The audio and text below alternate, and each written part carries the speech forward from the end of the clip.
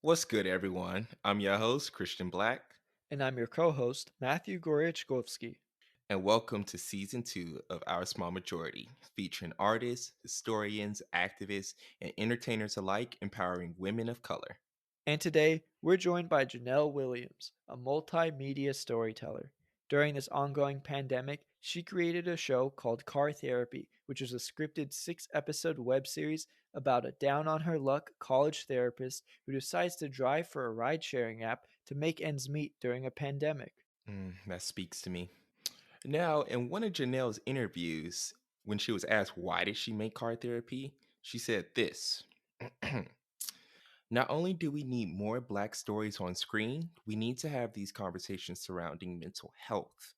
It's slowly breaking out of the taboo category of the Black community, and I want to use my series to shed more light on it in a comedic way. This isn't intended to throw a textbook diagnosis around, but to have real conversations about how each character vents, reacts, and explores a different side of the human experience. Hmm. And I think that's absolutely right.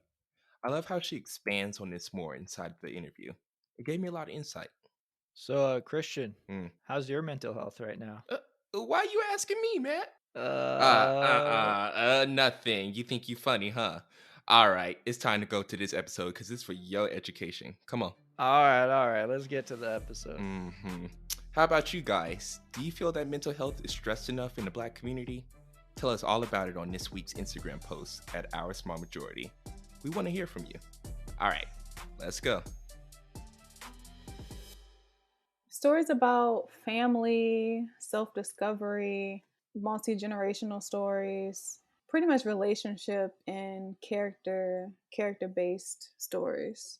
That's what I'm really passionate about. I think in another life I was a psychologist or something because I love like just people watching, studying people, getting into people's minds and just trying to figure out why people do the things that they do. And I love kind of seeing that on screen. Nice.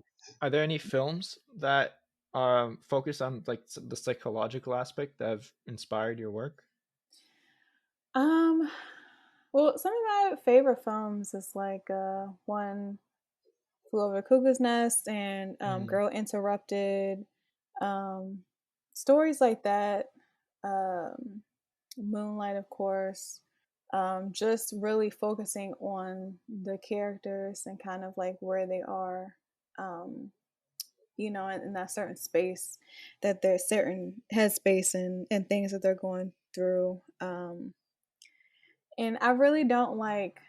It's interesting because I don't like to watch trauma necessarily. Like I'm not really into like I guess the slave tropes that we've been seeing in movies pretty much every year, but not in that way. But I do like kind of like I guess getting into people's heads as they're processing trauma. Like I don't necessarily want to see it, but how people get through it and triumph despite their trauma. Those are stories I like. Even like the movie Precious, it was a hard story to watch, but it was. I think it was definitely a necessary movie. Mhm. Well, I guess one question that would stem from that is when I talk to other people um, in the Black community, and when it comes to movies and representation and stuff like that, I do get a lot of feedback, and people say that, okay, I'm tired of seeing, slave movies and things like that, even though there's some wonderful, wonderful films, um, that cover those stories that need coverage. Hmm. Um, but they say, well, that's not the only thing that I want to see inside the theaters or on Netflix or what have you that represents my, group of people. So what would you say if you had, well, you actually do have a voice inside of it. So using your voice, what would you say are some stories that need to be sort of pushed forward inside the Black community? Well, I'll say I'll say this about kind of like the slave narratives. I think that at this point those type of movies aren't really made for us because we kind of already know um, our history, at least to the extent of American history. Um, so I think those are at this point catered more to people that are not black. Um, but I mean, I find myself going to see those movies because I want to support, the black writers or black directors or black actors in the film. But it's just been getting harder and harder for me to watch, just because I just feel like it's just a perpetual cycle that we're in. Every 2 years, another one comes out. But I think some stories that should be still in the Black community surround Black women, surround queer Black folk, disabled Black folk, stories that we don't see on the mainstream.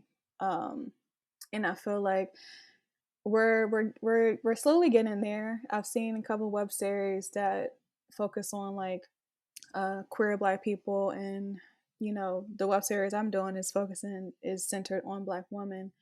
But we're slowly getting there. But I think we just need to even push those stories even more. And yeah, that we're not a monolith as a community. There's different types of Black folk. Everyone's not just one way. We have multi-dimensional people living and breathing, and those stories deserve to be told. Right, right. I know that like a personal opinion of mine would be, well, how about we start telling stories for, black success, Mm-hmm. or like part of the stories when it comes to the slave narrative, all the success that they have, and really dive deep, like for the Underground Railroad, for instance. Mm-hmm. Um, and I know that there was just a film made about Harriet Tubman. But how about we expand more on that and even go further inside history for like during the civil rights movement, and how Martin Luther King's wife organized some of the marches, and Mm-hmm. just more representation for Black women inside Mm-hmm. of the civil rights movement. Um, but you don't really see that advertised too much. In your opinion, how do you think we can advertise more of that inside of the film industry when it comes to more female Black representation and more female Black historical figures that people aren't knowledgeable about? Um, I think it's a kind of a multi-sub thing. I think the main thing is we live in a patriarchal society, so as long as we live in that, um, the male perspective is always going to be in the forefront. So that's just how it is, unfortunately. But I think by hiring more Black women writers and Black women creatives, and actually having their voices inside the rooms that have the green light for the projects, I think that's definitely a step in the right direction. And actually them not being in a room just to be there, but actually their voices are holding weight in as far as like the production and how storylines go. Um, but yeah, I think I mean, as long as we live in the society we live in, it's it's gonna be hard. We just have to chip at it. Just we just have to keep chipping at it really until we knock Mhm. it down. That's really when change is gonna come. Yeah. Sorry to interrupt for a quick sec. I think Christian's mic might not be connected. We've been to DC. Well, I've been to DC twice. Matt's been to DC Yeah, once. that one time with Yeah. you. Uh, yeah, so we know all about it, Yeah. especially during this political time. Mhm. Yeah, that's why I left. I'm originally from there, and I left in Oh. 2017. Oh, yeah. I don't blame you. So I do not blame you. I packed my bags, and I was like, "All right, well, this is the time for me to pursue my dream." Yeah. If it ain't now. I don't know how much longer we got, so let me just go for Right. it. You're in Los Angeles now, right? Yes, Yep, So been out here how's that for compared? 3.5 years. Mhm. I mean, I love it. I love it out here. I definitely had to get used to, I guess, the different. I don't know. I feel like East Coast is more, mm, more direct, and out here it's Mhm. more like, you can. I don't know. They just have a more wayward Mhm. way of saying and doing things. So I definitely had Mhm. to get used to that because it was, I would say it was a little frustrating at first. I'm just say what you're gonna say. Right. Like, I know exactly what you mean. What yeah. would be one prime example of that for you? Um, I feel like out here people tend to flake a lot more, like Mhm. at the last minute, and it's just like if you didn't want to do something, you just Just say say that. so. Mhm. Yeah, just like say it. You're not gonna hurt my feelings. Like Right. I don't. I'm still gonna do whatever, but Mhm. just just say it instead of like, oh, okay, yeah, cool, cool, cool. And then I hit you up on the day, and it's just like, Oh, I have oh, existing yeah. And this. I'm like, all right, well. And then All right. even for like auditions and stuff, like the casting, they'll be like, "Oh yeah, yeah, yeah, you were great," and then you never hear from them Mhm. again. It's just like, well, what is Right. it? Was it me? Like, Yeah, like what? so, Yeah. well, would well, I guess another good question would be back inside the film industry. Did you see any difference as, an African American woman or a black woman in the East Coast compared to here? Definitely. Where the area I Mhm. was from, it was pretty much all black. Like Mhm. I lived in a majority black community. High school, it was diverse, but it was mostly, I would say, black people. And so I Mhm. grew up around, black business owners, black doctors, black lawyers, black dentists, like all black everything. And then when I came out here, it was just like, oh, it was Mhm. kind of hard trying to find my people because it's so many pockets. It's not really like a whole, throughout. Mhm. It's just like little pockets of the city that have black people. So it was kind of a culture shock. I think the fact that I went to American University where we were just totally the minority, that prepared me for out here, but it was still a shock because I just thought LA was different. And I also didn't know that Right. it was as huge. Right. Yeah. Most people are like, oh, okay, it's a city. No, it's a city within a city. So, Yeah, Runs yeah, for real. yeah. Yeah, it's something else when it comes to traffic, Oh my alone, gosh. when Yeah, it comes to finding everything that you need, housing, things like that. But, yeah. well, speaking of traffic and driving and things, we saw your new web series that's coming up, Car Therapy. Hmm. And we wanted to hear a little bit more about that. I was definitely intrigued for that one with my background inside psychology. Yeah, so I kind of had this idea going for, I want to say, a year and a half, maybe even 2 years, and I just didn't know how to go about getting it out. I had an idea of a woman, and she's kind of just like going through therapy, like in her car, like, Mhm, because I know for me, like when I had a bunch of roommates and stuff when I was in therapy, I had to sit in my car because I couldn't just, you know, be on the mhm, phone like in the common areas, talking about my issues and my problems with like other people in the house. So I was in my car mhm, doing doing my therapy sessions, and I don't know, I just had was that was in the back of my mind for about a year and a half. And then with this whole pandemic hit, I was like, okay, I want to do something. What can I do? So I was taking a writing class at the time, and I was working on a pilot, kind of, I don't know, kind of still in that realm, but not really. And my mentor was like, it seems like you kind of have two ideas in one. You should mhm, pick which one you want to do and have that for the pilot. So I ended up going with another idea that that was within that pilot. I kind of built that up and removed the therapy aspect, but I still was holding on to it. And so I don't know, just one day I was just like, okay, what if, we had a therapist and she's kind of like strapped on cash, and Mhm. so she does Uber, and she just happens to give advice to her riders. And I kind of just like built on that idea. I think there was a meme that was kind of like going around, and it said car conversations are low key therapy sessions. And I Mhm. feel like some of my best and worst conversations have been in the car, like, breakups, finding about death of people in my family, good news, just like a whole bunch has happened in the context of a car in my life. And so Mhm.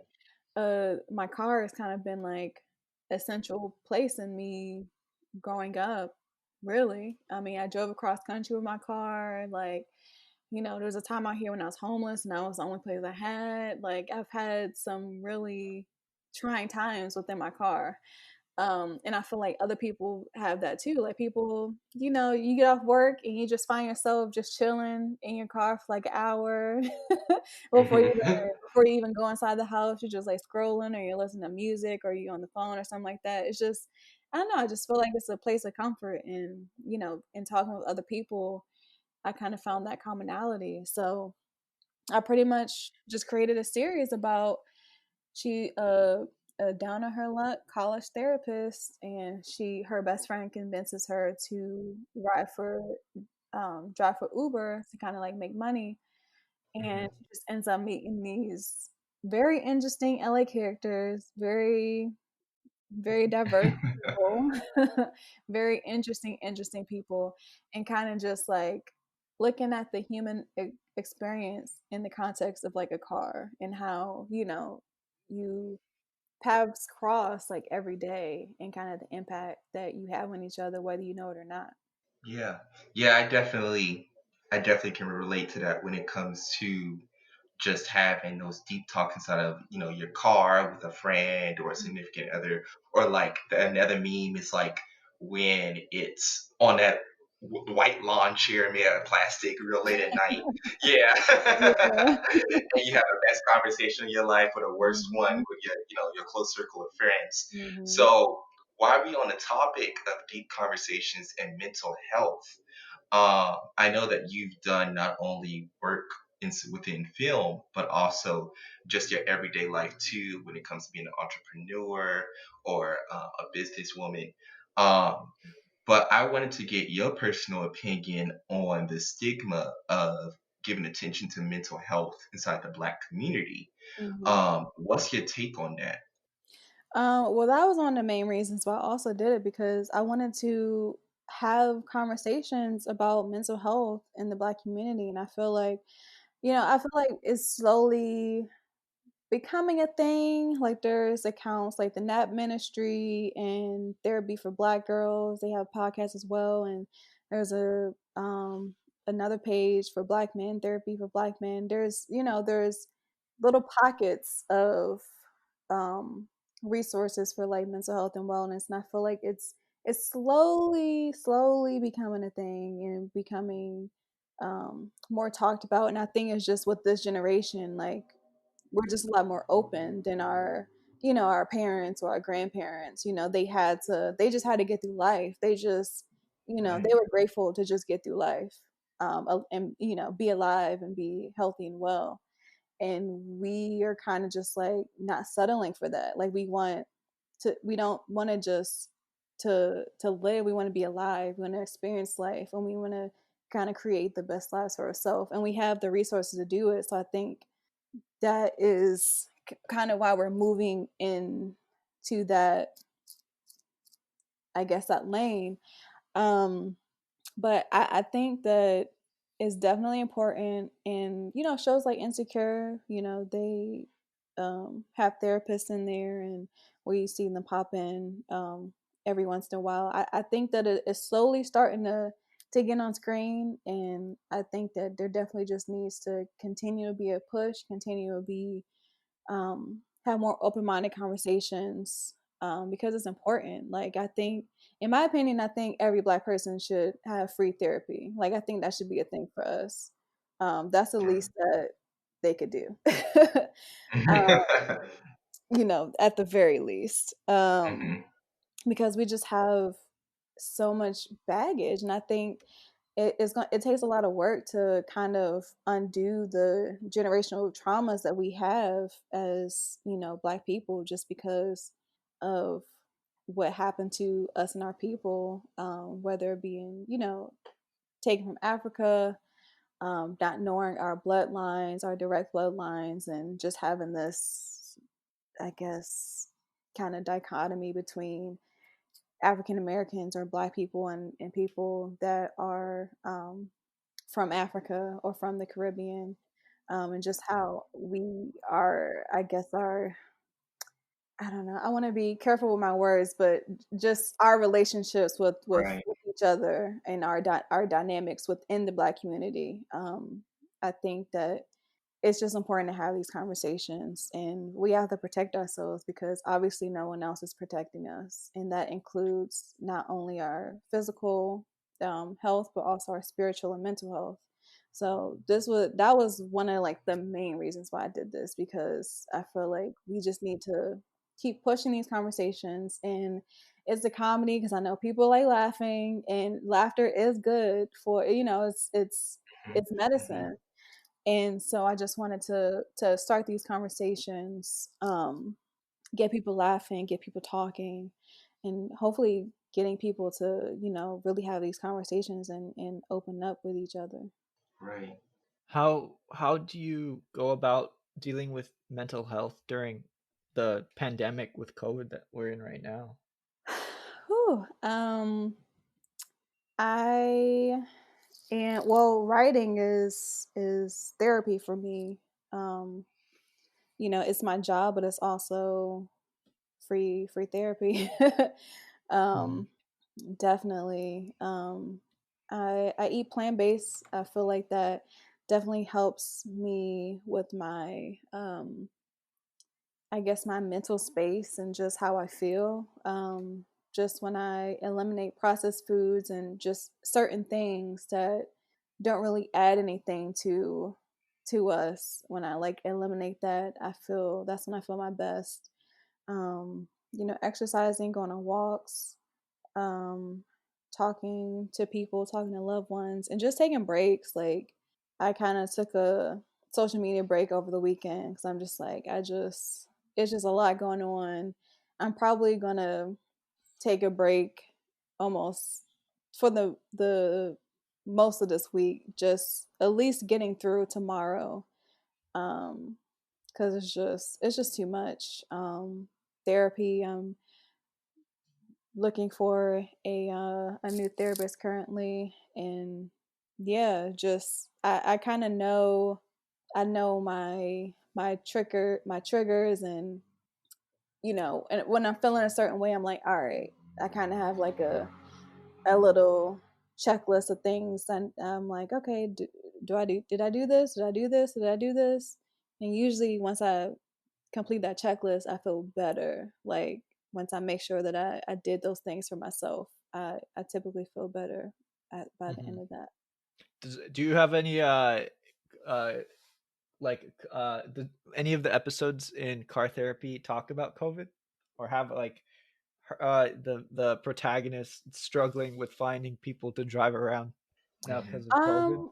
Not not her struggling, but one of her writers is in a predicament and struggling due to COVID. Mm. Mhm. Mhm. Yeah. Got it. Um, One question I had for you was, I know, or at least I always hear about this argument when you're comparing the black struggle from a male's perspective to a female's perspective Hmm. inside of a mental health lens. Um, how would you say, therapists, if like what you just mentioned before, if the world was perfect, if this country Mhm. was perfect, Yeah. and the Black community was able to get free therapy sessions, or a free therapist through their healthcare Mhm. plan. Um, do you think that only Black therapists would be equipped in order to cater to the Black community? Since, in theory, they would be able to relate more to the Black struggle. Mhm. Hmm. Um, I I think about this question a lot, and I Hmm. think I'll say that I won't necessarily say that someone that's not Black isn't qualified, but I think that there needs to be like, I don't know, some type of way to know that they know what they're talking about and they understand, like they fully understand. They didn't just read one article and like, okay, I understand the Black plight. It's like they studied African American studies, like that was like a minor or something like that. Like they really, really, really know, and they're really, really invested in this community. And it's not just like, I'm just doing this because they're paying me.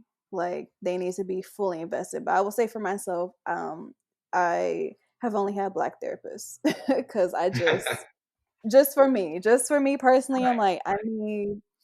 I need a Black therapist, and Hmm. I've I've found that I have had more success with Black women therapists than Black men therapists. Yeah, because I know that there is an argument, or not necessarily an argument, but it's always a topic when it comes Hmm. to who had it worse, the Black man or the Black woman. Um, Yeah. And it's like, well, come on, y'all. First, we need to fix the issue, not argue who had it worse. Um, Right. like, right, turning on each other when we already have so many things to deal with right now. Mhm. Um, but I can definitely understand at a therapeutic level, just having someone to relate to, and someone who's Mhm. educated as well. That's a Yeah. component that people usually leave out, because you can have two Black individuals, but if one grew up in Compton compared to Beverly Hills, then Mhm. just because they're Black doesn't mean that they have the same experiences. Now, they might Yeah. end up having the same consequences when they're faced with certain things, Mhm. but experience not so much. Yeah. Yeah, I definitely agree. definitely. So going back to more of a storyteller, what would be like some tips that you would have for writers, for aspiring writers, and people that are just getting started, people who are still too afraid to leave DC? um, what would be like three main tips that you say, make sure you do this, or I wish I did this? Mm. Um, for me, what helped me a lot was, and still is, but reading scripts, reading other people's scripts. Um, and once I moved out here, I actually went to the WGA library, and they have like a huge database of scripts, and even like some old school hard copy scripts of different shows and movies and stuff like that. But just reading other people's work, I have a whole little folder of just like different scripts I've kind of like collected over the years from, it's movies, shows, just everything. If I watch something and I'm like, I like the show, I'll try to find the script and read it and see like how they pretty much how they got it from script to screen. Kind of in reverse. And sometimes I'll read the script before I watch it and I'll kind of compare, or sometimes I'll double back after I watch it and read the script. Um, a good thing also is to read along as you're watching the show or the movie. Hmm. But reading script, just looking at different people's style, like I feel like there's so many rules in filmmaking, but no one writes the same. Like you, you'll notice that nobody writes the same. Um, and some people break rules that hard and fast rules that no one's supposed to break, and other people are just you kind of just see that everyone kind of has their own structure as far as screenwriting, in that pretty much is everything is okay. Like someone has done it. Sometimes rules are meant to be broken, but you have to understand the rule in order to break it. Mm-hmm. I think that's the main thing. So reading scripts, watching TV, watching uh, movies, and even kind of watching and kind of playing along like, okay, what's the inciting incident, what's the midpoint, what's the climax, what's the resolution within, what you just watched. It's like, how long did, sometimes I'll like stop or pause the when I watch and I'm like, okay, it took them 15 minutes to get to this point, and then I stop at the next point. Okay, it took them 25 minutes to get to this point, kind of just like you're kind of following along to see how just filmmaking works. Mm-hmm. That definitely helps a lot. Um, when I first started out, I have a lot of notebooks filled with just like notes from scripts I've read and stuff that I watched. Like I'll actually write down like the timestamps, um, the different plot points. Um, and the third thing is just try to get on sets if you can. You don't have to be in LA to do so. There's stuff going everywhere. Um, I even was on a couple of sets back in DC. So whether it's a student film or, whatever, just try to get on sets. I was a PA for a long time before I became a writer, and just get on sets, learning what each person does within the context of the production. Um, just try to be as helpful as possible, network as much as you can, learn as much as you can, um, and just try to be a resource so you can. Usually, when people find good people to work with, they'll carry them over to whatever other projects that they have. Mm-hmm. So if you are work good and you're consistent and you're a hard worker, someone's going to notice that 9 times out of 10, and they'll take you along to other projects. You just kind of have to like state your intentions and tell people like, this is what I want to do, regardless of what that of if that matches what you are doing on that production. Still tell them exactly what you want to do. um so I'll say those are three things: read scripts, read filmmaking books, just read in general. Just read, see how, read good scripts, read quote unquote bad scripts. Um, just read. Mm-hmm. Second thing is, what was it? First thing was read scripts. Second thing, oh, watch TV, watch movies, watch web series, um, anything produced that you can get your hands on. Try like just watch a variety of things, and even if it's not exactly in the genre that you want to write, still watch it. It's like I Hmm. write comedy, but I watch dramas. Sometimes I watch sci-fi. I watch different things, and just have a variety. I love comedies, of course, but Mm-hmm. you have to you kind of have to see both sides of writing and filmmaking. And the third thing is to get on as many sets as possible.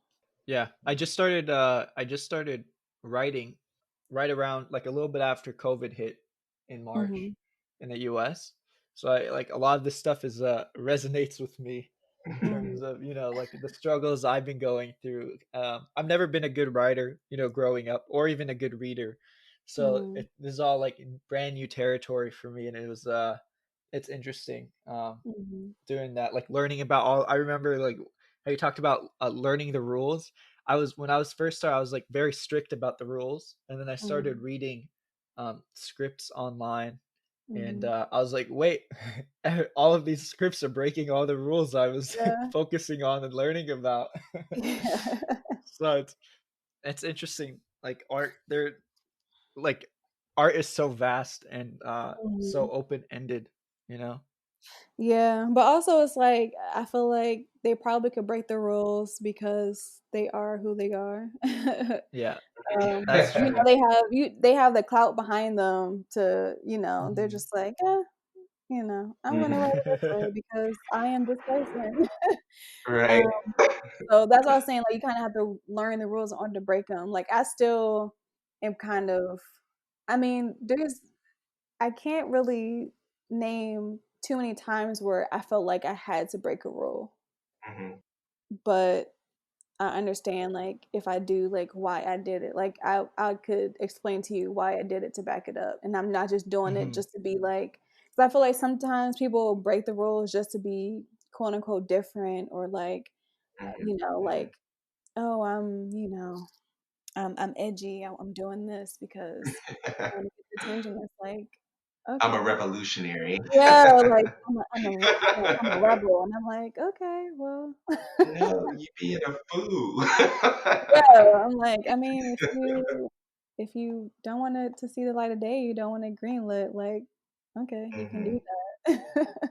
Right, right. Well, I think one last question I would have regarding filmmaking is what is one story that you think needs to be told like today during the civil unrest, whether it's a story covering current events or something that was done in the past or things that are like covered up. um what's one story that if you had like an unlimited budget, unlimited resources, you would say yes, let's start on this today? Mm, hmm. I want to say a biopic on a. Really? The first person that came to mind was Eartha Kitt, Mm-hmm. but just What? someone that shook the table and Mm-hmm. didn't take no stuff. Like, Right, right. just a badass, for lack of better words right now, but just like a badass, because but she was also very vulnerable at the same time. Like, she just had the strength that is rare to see. Like, she was a tiny woman, but she was so mighty at the same time. Right. um I would love to do a movie on her, or someone, just a powerful yet vulnerable black woman. Because we have the Martin movies, and we have the Malcolm X movies, and Mm-hmm. we have Mm-hmm. we have these movies, but it's just like, but where's the flip side to it? Like, Right. where is Coretta's movie? Because I know, she was raising all those kids while he was, Right. you know Mm-hmm. with the movement, but she was home, and she was working hard, and she was also still a part of the movement, and she was raising all these children. Like, where's her appreciation in other women like her? Right. Mhm. Yeah, I definitely agree. Yeah, that was all the questions I had regarding filmmaking. But I wanted to ask if it's all right with you, just a few questions about this election that's going to happen tomorrow. Yeah. Hmm. Just as your insight of your perspective. And then if there's any questions that you say, I'm good, we chilling with that too. Um, but because we already know this is like the most sensitive election that we've ever had. Yeah. Um, and really just putting in my ballot today was just, I was like, yeah, we finna say something about this and these propositions too. Those propositions was a trip Right. to me. Um, but making some predictions about tomorrow's election, um, who do you think will honestly win inside of your perspective? You know what? I honestly can't call it. I truly can't, because Hmm. the optimist in me, of course, wants Biden, but Hmm. I know how America works, and we saw that in 2016. Hmm. So it's like, if I Hmm. want to be honest, I don't know, because I just know how it goes. Like, and history tends to Right. repeat itself. So I honestly don't know. But I know, regardless, um, I'm gonna be in the house for a little while, because I feel like Yeah. Mhm. something. You don't know. You don't know. He already Hmm. said he's not gonna go peacefully if he doesn't win. Right. And so, you know, LA is supposed to be a liberal place, but we gonna see after this. Mhm. This is my first time being here because I was still in DC after the 2016 election. Wow. So this is gonna be my first time Mm, experiencing the elections here. So I don't know, but after this interview, I'm going to the store, stocking up on some stuff, and mhm. I don't know how it's gonna be. I don't know if it's gonna be like March when like stuff is flying off the shelves, and Mhm. I just don't know, and I'd rather be prepared than not. So Right. I honestly don't know. I was so nervous voting earlier, so I'm just like, Mhm. oh my gosh, like God. this is so much. Right. And then the propositions, it's like they really want to Oh, confuse people. Like yeah. the wording they're doing on a purpose, and all of these ads. The thing about now in the age of social media is there's so much misinformation, and there's so like every Mhm. time I'm on YouTube, there's like say yes to prop so and so and say no to Hmm. prop so and, Right. and it's just like, okay, but who's behind this? Like, who are the people that are funding these props? Because that'll tell me what my decision is going to be most likely. Mhm. And Yeah. for example, the whole Uber, that I think it was, what was a Prop 20, yeah, 21 or 22, that the whole drive sharing thing is just like, it's so conflicting. And like, I was an Uber driver, and I'm like, yeah, I would have loved to have healthcare because I was working like, you know, full-time hours, like just grinding and stuff like that. But I feel like it's kind of split amongst the drivers, and I feel like they're not giving us enough information to like truly make informed decisions. And I'm like, at the same time, the average person I don't think is actually researching. Mhm. They're just Mhm. Hmm. voting off of feeling or off of what is on social media. Like no one's truly taking the time out to research these things. Yeah. And it's just like, well, how is anything supposed to change if no one's going to take the, like, one, if the people who are even making these props or writing on the ballot isn't being like completely truthful on what the yes or no means and what the props mean.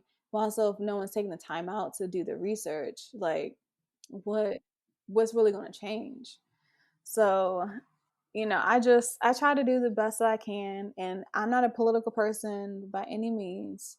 Mhm. I just had to, try to make the best informed decision that I have, and it's just like I had good intentions. I'm not like, even some of the questions is still, it tripped me up until I had to research. I'm like, okay, Hmm. what are y'all Right. actually saying in this? Like, what are y'all saying in this question? Because I don't understand what you're saying. Like, you're using all this jargon that the average person doesn't use, and I'm just like, what are y'all trying to do? What are y'all trying to say? Like, Right. Hmm. is it, yeah, like y'all are doing this on purpose, and like I peep what you're doing, and so I'm going to do my research, and I want to see like who is funding these things. And the crazy thing about it is Uber and like those rideshare companies, they spent so much money Mhm. on these ads. And so you could have just used that to pay the people, to pay the Right. Right. spent Shows where their millions of priorities dollars are. fighting. Exactly, exactly. And we have to hold these people, we have to hold these huge corporations accountable, because nothing's going to change if we don't. Like, Mhm. you're Yeah. using all this money, you're crying, you're crying wolf, but you're using millions of dollars for these Mhm. ads when you can just use it for your workers. Like, that doesn't make any sense to me. Right. Yeah. It's just it's well going back to the 2016 election, how was that? And do you think back because you were in the thick of it. You were Yes, in the eye yes. of the hurricane. You were I there when it I remember like it was yesterday. happened. Like, at the time I was working at a restaurant, and I had a shift that night, and so of course the news was on the whole time. And once everything was said and done, and they tallied everything up, and they said who the winner up was, you could hear a pin drop in that restaurant. Everyone just Wow. went Wow. home. It was dead for the rest of the night. It was a total shift in the air, like Mhm. just completely. It was like I would never forget that feeling because I'm just like it just felt everyone just felt hopeless. Like they just Mhm. didn't even know. No one was expecting that. No Right. one was expect. Well, I say the area that I was in, we weren't Yeah. expecting Mhm. because we know how the larger Yeah. America works, but I wasn't expecting that. Nobody was expecting that. You could literally cut the tension with a knife, and you could hear Mhm. a pin drop throughout the whole restaurant for the rest of the night. I will Wow. never forget that day. Well, today's November 2nd, so Mhm. this episode is going to be up after the election. Mhm. So it's going to be Yep. interesting to see Mhm. well, I don't want I think interesting is the wrong word. I think it's a bit scarier than that. Yeah. Mhm. Uh I think my prediction is that Biden's going to win. Trump is going to say he wins, and then for weeks after, all we're going to hear is constant constant battle between Trump saying I actually won, and just One. hear it Mhm. nonstop over and over. And Mm-hmm. I think what I'm really worried about is the violence Mhm. um Me too. between to both sides, like with all the Mhm. things that we've been hearing with like the Trump supporters Yeah. rallying in their cars with guns and like chasing Yeah. off, like they feel more empowered to just Mhm. cause chaos, and the police have been backing them up. We constantly hear the police like Mhm. hanging out with them and talking to them while they're holding guns, and just like Mhm. not even like saying like, hey, get out of here, while they're protesting. They're just like, that's fine, Yeah. you know But that's it's real America. That is real America. yeah. Right. And it's like as unfortunate as circumstances are right now, we're just holding up a mirror to the country. Like Mhm. this is really what it is. Y'all say that, racism was over once Obama came into office and X, Y, and Z and whatever crap you want to tell yourself to sleep at night, but that's not the case as we can Hmm. see. So we're just Mhm. holding a mirror up, and I mean, I just hope with these past 4 years, people really look into the mirror and try to make that change because it's not going to get any better anytime soon if people don't actually take accountability. And Mhm. that's why I was like, I'm gonna get my groceries, Mhm. stock up because I don't know what's about to happen next.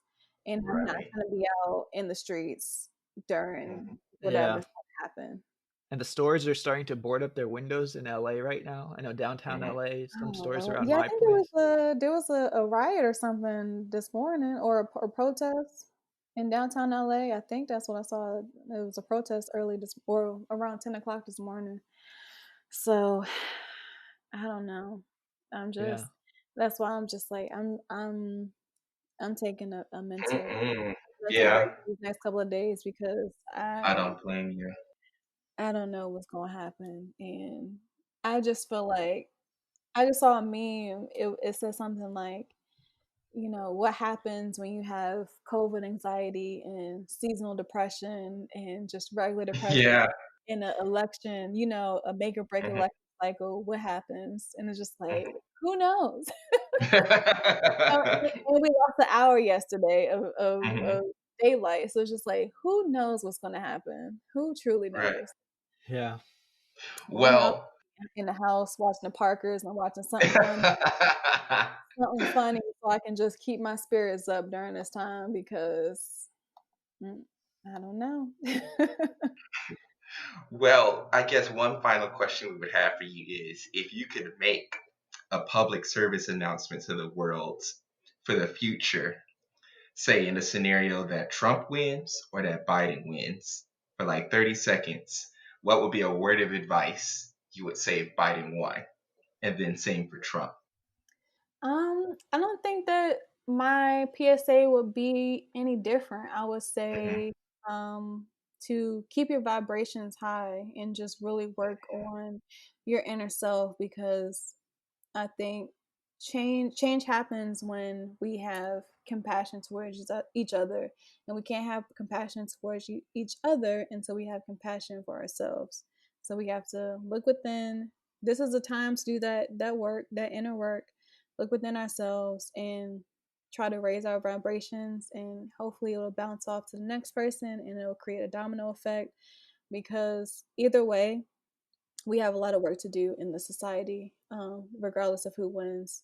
And so it's so cliche, and like we hear it all the time, but it really does start with ourselves. And so I would Mhm. just implore everybody to hold that mirror up, see what you can work on it every day. It's not going to be a overnight thing, but if you continually work on it, it's going to improve over time. And Right.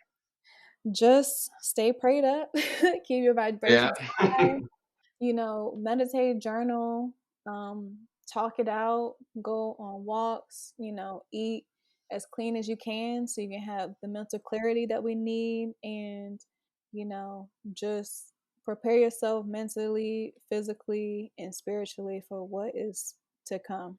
Mhm. Well, all right. Absolutely.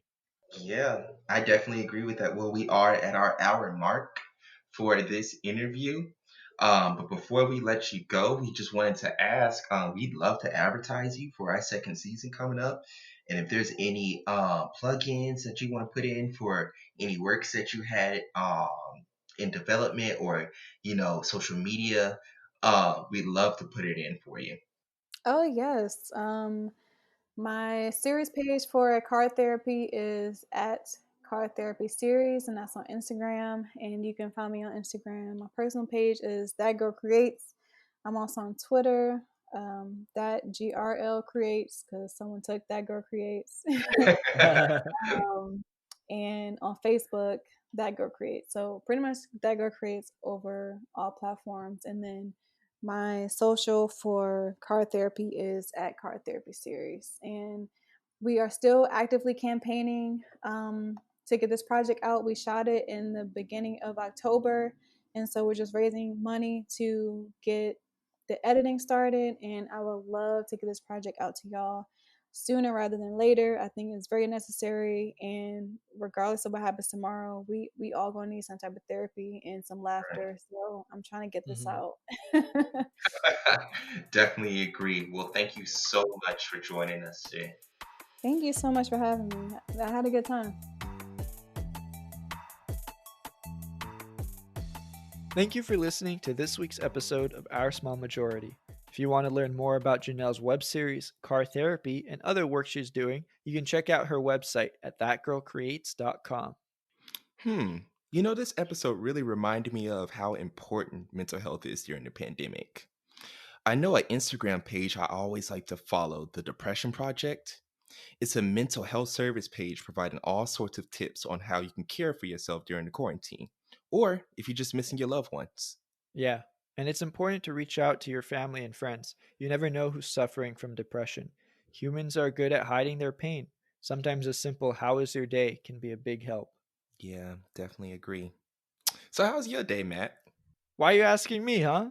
Oh, no reason. Just occurred to me, I guess. Right Well, if you're enjoying the show, we love for you to leave a comment so we know what you think. Make sure to subscribe on whatever platform you're listening to right now, and that way you'll get notified whenever we make a new episode. Matter of fact, go ahead and click that right now. now. Like right now. Right now, right now. Also, we have a new website at oursmallmajority.com. Check out and see all the amazing shows we've been working on. And as always, thanks for listening, and we'll see you next time. See you next time.